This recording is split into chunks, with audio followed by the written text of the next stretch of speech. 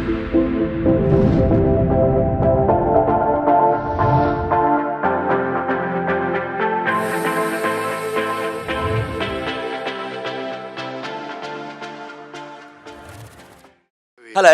Hi, how are you? So, not every day you have a minister and an ambassador sitting next to you. So, first, can we start with you? Can you share us a little bit about your story? You were the vice president, and now you're the ambassador. Tell us a little, very short synopsis about how we are sitting here. Many of you have seen Narcos, the series of Netflix. I was in that series. I was kidnapped by Pablo Escobar in the 1990s. I was a journalist. Then I had to leave Colombia because some other group of bad guys, because of what I did, was going to kill me. I left to Spain, and in 2002, out of the blue, candidate Álvaro Uribe said, "You want to be vice president?" And I said, "Sure," without knowing nothing about politics. And I became vice president of Colombia for 8 years. Since then, I've been very much involved in artificial intelligence, in innovation. I work with John Cao in many of his innovative ways of seeing the world, and I've been trying to get to be very sincere politicians to understand that they can't still look at the world in 20th century ways, that they need to change all what they do, the role of the state, the role of education, and President Duque, which is very much in that tune, decided that I had to be his ambassador to Washington, and I did. And that's been my life in a minute, 10 seconds. Excellent. Now your turn, sir, Vice Minister. Can you share with us, I'm sure that's a hard act to follow, being kidnapped to Vice President, but I'm sure it's equally as exciting. Yeah, that's hard to follow. We admire the ambassador too much because of his history. When he was vice president, he really pushed the country forward and helped a lot. Now we are like in the same tone. I come from the private sector. I have been living abroad Colombia for all my professional life, like 12 years working in Oracle, in Red Hat. So I'm a techie, a geek, I will say. I love this kind of topics, and also the president does. So we are really pushing the innovation sector during this term. That's our goal. I think it's really exciting. Also, thank you to our friends from Pro Colombia in the audience. For the past 2 years now, we've been having here in Unbound, Miami, a large pavilion of Colombian companies. And I think we were just talking before all the meetings between the companies together. And I think it's testament to the fact that Colombia is a really growing and exciting innovation ecosystem. Can you maybe share with us your thoughts on how Colombia is continuing to grow as an innovation center for the region? Colombia has become a hotspot of innovation, digital economy. Netflix right now, it's doing a lot of series in Colombia. Jack Ryan in Amazon is being taped in Colombia. Discovery, its main hub, most of the feeds for Latin America, all of the feeds from Latin America come out of Bogota. Their digital hub is in Bogota. And I can tell you many stories about how Colombia is becoming this, as I said before, hotspot. We are changing the laws to make it even more. Colombia is probably the most business-friendly nation in Latin America, and that has created with also the resourcefulness of Colombians this really interesting space. The minister, his title is Minister of Economic Development of Technology. So he has to get more businesses into Colombia. That's his job. And what I have to do is open the doors. But I think it's a right moment. Colombia is changing dramatically, and it's a great place to start if you want to invest in technology, in developing technology to provide services for Latin America. Amazon just opened a service center. They're looking to become, we're working with them to get them to become the hub of Latin America. So imagine the ecosystems that can be developed in that sense in Colombia if you get those big players down there. And it's really a remarkable story, as you've seen from a country of, just a little over 20-something years ago, we've all seen the program, to now this Paris. What do you think the secret of the success is? It's clearly the Colombian people, the infrastructure. Can you maybe share with us why we've seen, Medellin go from a center of narcos to a center of excellence and one of the main smart cities in the region? Yes, that's exactly right. There is one word for this, and this is resilience.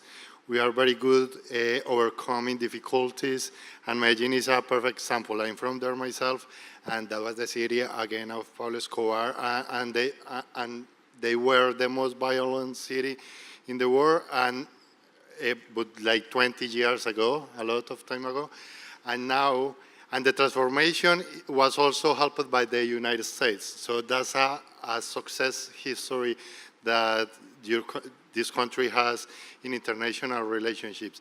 And now Medellin won the most innovative city of the world like 3 years ago, a Citigroup contest. So the transformation is there, and we are trying to replicate that in all the country. And you mentioned before, I think one of the other wonders of Colombia, as we know, is the music and the talent. So why has there been so much musical success in, we all love our Latino music, certainly me from Britain as a massive fan of Colombia. Do you think this industry is going to be growing a lot more in Colombia? I think it has to do with geography. Colombia is the second most complex country in the world. Number one is Nepal. Geographically. And when you get into Colombia, the Andes splits in 3 very high ranges. Colombia has the only snow-capped mountain right next to the ocean, the Sierra Nevada of Santa Marta. The most biodiverse jungle in the world is in Colombia, and it's right in the Pacific Ocean next to Panama. It's one of the hotspots. And that diversity, in hundreds of years before, it created isolated communities that help develop its own music, food. So you have a Colombia that is so diverse that cultural expression is what you see now. To be very sincere, I'm from the Andes, the Andean part of Colombia, and if they ask for my passport in the Colombian coast, I would gladly give it. We're so different. Our cultures are so different, and I think that's the explosion of culture, of music, of food, of language diversity that we have, and that's what you have now. And I think that's one of the biggest assets that Colombia has. We don't have a one-minded way of seeing things. We are so diverse that we're very open-minded, and I think that also has helped our resilience in helping get over the violent issues. Look, I think we see that everywhere, where music, technology, art, science comes together is what fuels entrepreneurship. It's not just a single avenue. If I was to ask you, Vice Minister, in the next 5 years, where do you see Colombia will be with innovation, entrepreneurship? What hurdles need to be overcome? Obviously, mobile technologies is an area growing. As you said, you're a tech guy yourself. So what do you think we're going to be seeing if we were sitting here, the 3 of us together? Actually, we can use this cultural richness to create, to merge with technology. That's what we are doing. It was called the orange economy. So we are taking all these ideas and turning them into movies, video games. So that's the place where our cultural background is merging with technology, and that's why we are here. There are 56 companies that we brought from Colombia to show what we are doing, and it's creative economy, digital economy, of these sort of things. So we are pushing innovation and also helping the existing companies to transform digitally, and also the state.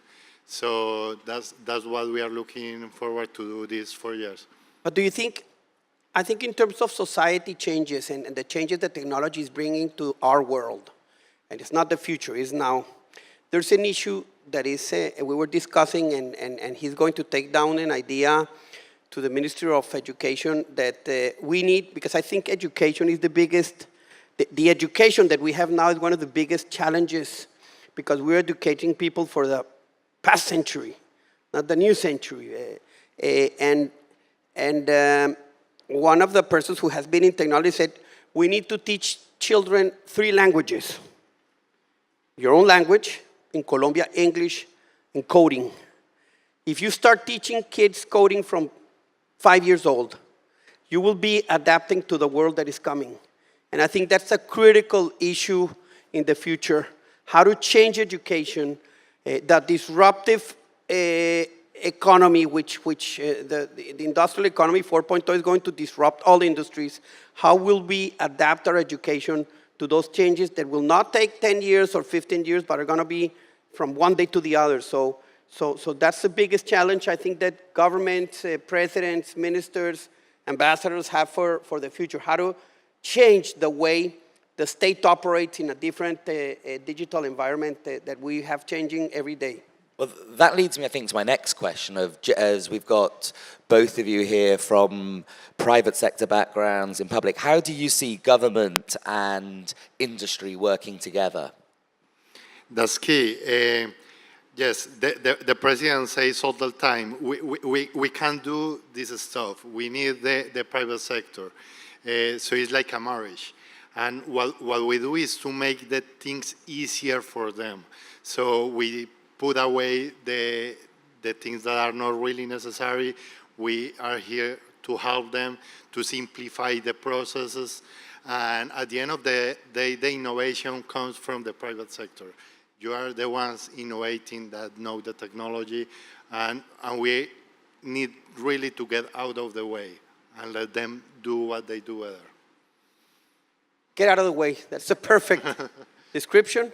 And financing, especially in our countries, seed capital, angel capital is difficult to arrive. I think the government can portray or can have a role in creating the conditions so that we get those type of financing, especially for young entrepreneurs and for initial companies. But other than that, and education, change education. And just while we're on that topic, obviously the US is one of the key trading and commercial partners for Colombia. How are you seeing the relationships over the next few years growing, strengthening, and that sort of area? Colombia has been an ally of the US for many years. I think the most strategic ally that the US has in Latin America is Colombia. We're stable, we don't change, we don't move from one side to the other, and I think that's very important, one. Second, it's been a historic relationship. Many people, very few people in the US know that Colombian troops fought in Korea. And we've had a military relationship for 80 years when in Latin America I said, oh, no, we used to work with the US very, very clearly. So I can only foresee the deepening of this relationship in the next decade. I would say that with the presence of China in the region, which is very important, and the strategic presence, the US is going to play a bigger role in Latin America than ever before, and the platform for that role is going to be Colombia.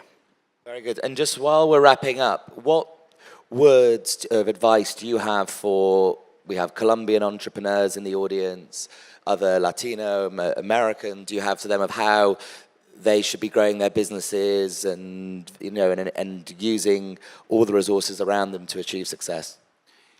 Perfect. So yes, what I have to say to the Americans here, to the international audience, is that look to the Colombian talent. It's very good. We have here 58 companies. You can see what they are doing.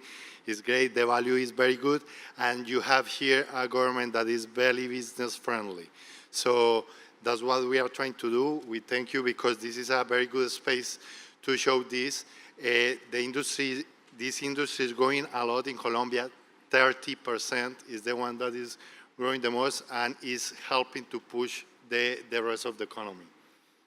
Colombia is ready to do business with you guys. We think that if companies from around the world invest in Colombia and do very well and make a lot of money, that's great, because if companies make a lot of money, they pay more taxes, they generate more employment.